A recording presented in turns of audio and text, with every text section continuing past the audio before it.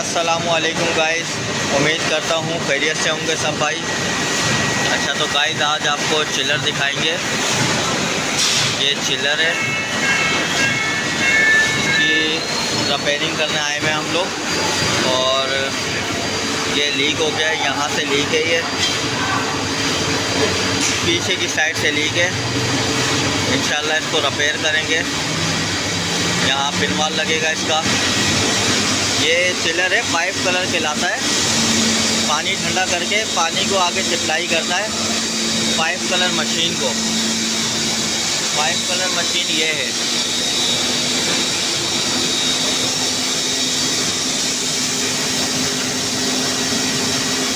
इसको कहते हैं पाइप कलर मशीन।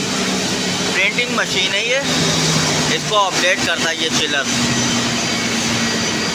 पानी ठंडा करता है, पानी ठंडा करके ये सप्लाई देता है इसको मशीन को। मशीन पे फिर प्रिंटेड होती है, प्रिंटेड होता है इससे।